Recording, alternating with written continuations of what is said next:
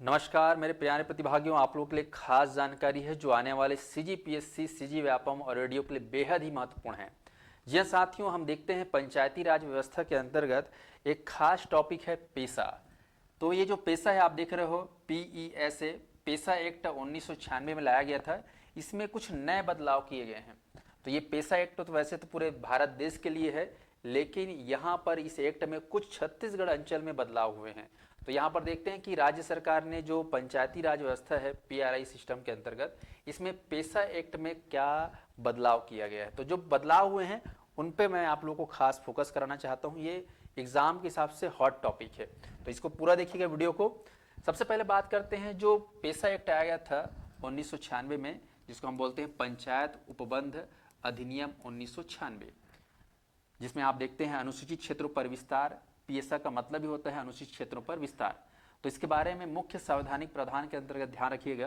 पहली बात तो यह है कि संविधान के अनुच्छेद 342 जो खासकर जनजातियों के बारे में उल्लेख है 342 में, हमारे छत्तीसगढ़ के 42 जो जनजाति हैं उनका भी भारतीय संविधान के अनुच्छेद 342 में उल्लेख है। उसमें 1 व 2 के अंतर्गत प्रावधान निहित है। तो पेशा का जो अधिनियम है वो संविधान के किस अनुच्छेद में निहित बोले से 342। दूसरी जो खास बात है याद रखिएगा, अनुसूचित जाति यानी कि SC, अनुसूचित जनजाति यानी कि ST, इन क्षेत्रों के सुप्रशासन हेतु ये भारतीय संविधान के अनुच्छेद 244 में प्रावधान के अंतर्गत शामिल है। तो 342 और 244 याद रखना, वेरी वेरी इंपॉर्टेंट। तीसरी बात, पंचायती राज व्यवस्था को संविधान के 73वें संविधान संशोधन अधिनियम 1992, आपको ध्यान रखने पंचायती राज व्यवस्था में इंपॉर्टेंट जो अमेंडमेंट आया था 73वां, जो कि 1992 में आया था। इसके अनुसार संवैधानिक दर्जा प्रदान किया गया। तो PRI को जो है संवैधानिक दर्जा प्रदान किया। पहले संवैधानिक दर्जा इसको नहीं दिया गया था, लेकिन 1992 में याद रखना 73वां संविधान संशोधन हुआ, तब इसको जो है संवैधानिक दर्जा प्रदान किया। Very very important this point. चौथा पॉइंट है, इसके बाद जो है जब इसको जोड़ा गया तो जोड़ने के बाद भाग 9 के अंतर्गत जो अनुच्छेद 243 है, ध्यान दीजिएगा, भाग 9 में 243 जो इंपॉर्टेंट है, पंचायत को लेकर संपूर्ण जानकारी जाएंगे 243 का ख ग घ। तो 243 ख में आप देखेंगे तो खासकर ग्राम, जनपद, जिला पंचायत की व्यवस्था के बारे में बात कही गई 243 ख में। इसी प्रकार से देखेंगे तो संविधान में अगर बात करें पांचवा पॉइंट, तो संविधान में 11वीं अनुसूची में जोड़ी गई है। तो पेशा के बारे में बात करें तो ये 11वीं अनुसूची में जोड़ी गई है। और छठी बात, जिसमें 29 प्रकार के विषयों के अधिकार पंचायत को प्राप्त हैं। तो आज जो हम जो पंचायत देखते हैं ग्राम पंचायत, ये ग्राम पंचायत इतना सशक्त और मजबूत हो गया है कि इनको 29 प्रकार के सेवाएं, 29 प्रकार की शक्तियां, 29 प्रकार के अधिकार पंचायत को दिए गए। सातवीं बात, पेशा एक्ट जो है 24 दिसंबर 1996 को केंद्र सरकार द्वारा लागू किया गया था। ये अभी आपको याद है कि जो पेशा है वो कब लागू किया गया था, 24 दिसंबर। 25 दिसंबर को सुशासन दिवस मनाते हैं, अटल बिहारी की जयंती, उसके एक दिन पहले 24 दिसंबर 1996 को केंद्र सरकार द्वारा लागू किया गया। तो ये कुछ महत्वपूर्ण बातें हैं, इसको याद रखिएगा।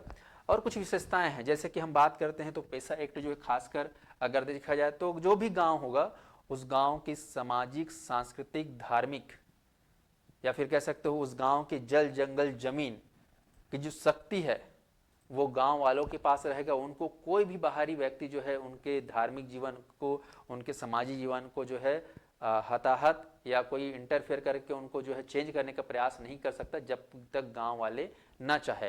तो यहाँ पर जो भी गांव की रीति रिवाज परंपरा है उसको चेंज करने का, बदलने का अधिकार उनको है, ना कि किसी बाहरी व्यक्ति को।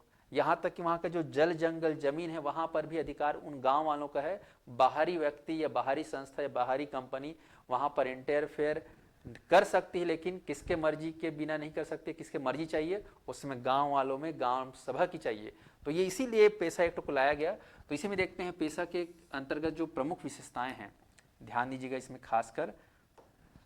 पहली बात जो है, किसी राज्य का विधानमंडल, जैसे हम देखते हैं विधानमंडल में विधानसभा आता है, गांव का सॉरी राज्य का विधानमंडल में विधानसभा और विधान परिषद।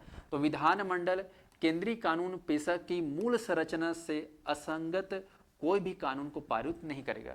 तो जिस तरीके से विधानमंडल जो है केंद्रीय कानून पेशा में क्या जब बनाया गया फॉर्मेट नियम, उसमें कोई भी नया बदलाव चेंज नहीं कर सकता राज्य सरकार, ये कहा गया। दूसरा है, कोई भी गांव है, ग्राम हो, साधारणतः आवासों के लिए समूह से मिलकर बनेगा, जिसमें समुदाय समाविष्ट होगा और परंपराओं और रूढ़ियों के अवसर अपने कार्यकलापों का प्रबंध करता है।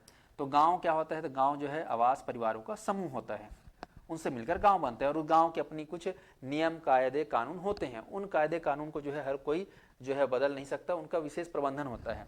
अगला, प्रत्येक गांव की जो है एक ग्राम सभा होती है। हर गांव में ध्यान रखना, वेरी वेरी इंपॉर्टेंट ये पॉइंट, प्रत्येक गांव की एक ग्राम सभा होती है और ऐसे व्यक्तियों से मिलकर बनेगी जिनके नामों को ग्राम स्तर पर पंचायत के लिए निर्वाचक नामावलियों में शामिल किया जाएगा। तो यहाँ पर ग्राम सभा जो है बहुत इंपॉर्टेंट है। ये एक ऐसी संस्था है, ऐसी सभा है जहाँ से गांव के लिए जो है नियम कानून बनते हैं। तो ये आपको ध्यान रखना है।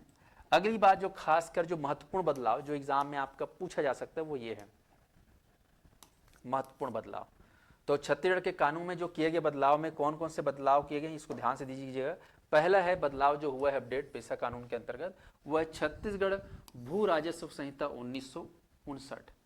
इसके धारा 170 ख के अंतर्गत 2 का ST SC है ना, ST के बारे में बात कही गई है। ऐसे ही दूसरा पॉइंट है भूमि अधिग्रहण और पुनर्वास। तो छत्तीसगढ़ भू राजस्व संहिता आपको ध्यान रखना, धारा 170 का खा, यहाँ पर ST के जमीन जो है कोई भी खरीद नहीं सकता, अगर खरीद लेता है धोखाधड़ी से भी तो उसको वापस करना पड़ जाएगा। तो ST के जमीन ST ही खरीद सकता है, बाहरी व्यक्ति तो बाहरी जात का आदमी खरीद नहीं सकता, अगर खरीद लेता है किसी भी तरीके से तो उसको वापस करना ही पड़ेगा। इस प्रकार की बात कही गई। तो उनके जल जंगल की से सुरक्षा होगी। दूसरी बात भूमि अधिग्रहण। भूमि ग्रहण में यहाँ पर अगर बात करें तो जैसे कोई गांव है जहाँ पर बहुत सारे खनिज है और कोई कंपनी वहाँ पे खनिज को, वहाँ के पहाड़ पर्वत को कैप्चर करना चाहती है, जैसे कोल ब्लॉक को देखे होंगे, खासकर जो परसा कोल ब्लॉक इधर सरगुजा में चला, बहुत ही विवादित रहा। ऐसे ही जो है कोई भी क्षेत्र हो वहाँ का जल जंगल जमीन, अगर वहाँ का भूमि को अधिग्रहण और पुनर्वास करती है तो उसके लिए जो है पूरा जो है फैसला लेगा कौन, ग्राम पंचायत में जो रहता है ग्राम सभा।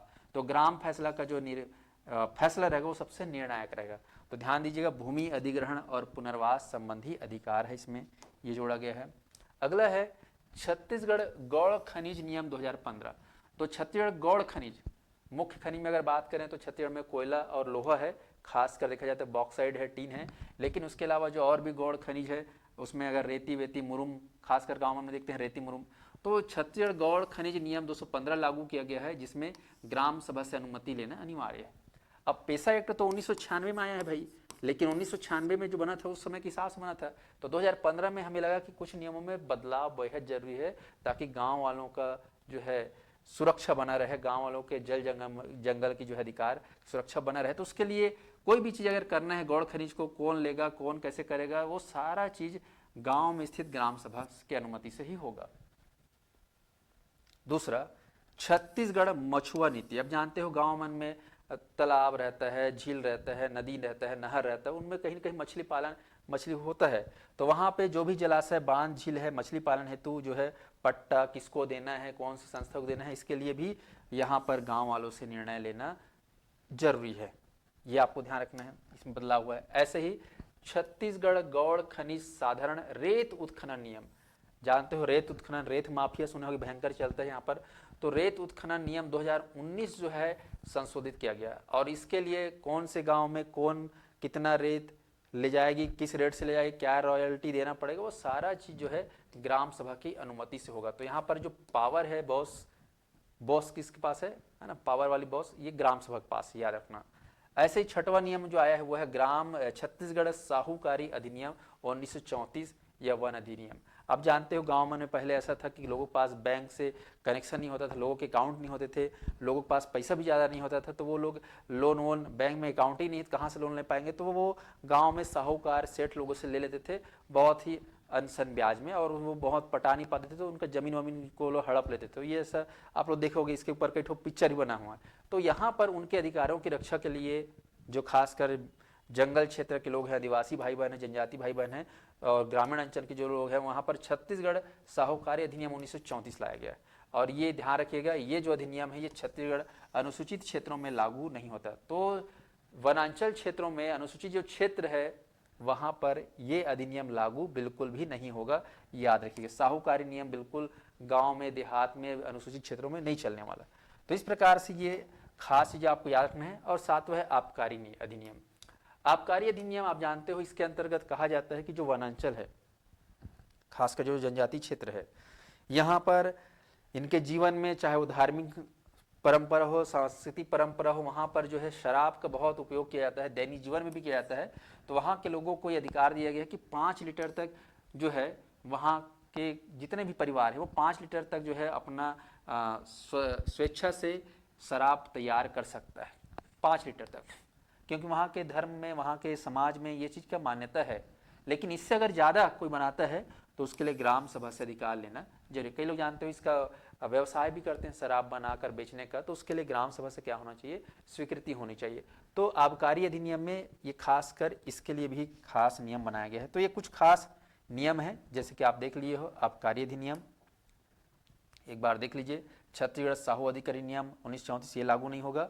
और वनांचल क्षेत्रों में अगला है छत्तीसगढ़ गौड़ खनिज साधारण रेत उत्खनन नियम, ये आपको ध्यान रखना है। छत्तीसगढ़ मछुआ नीति, ये आपको याद रखना है। छत्तीसगढ़ गौड़ खनिज नियम पेशा में खास कर दिखा गया है।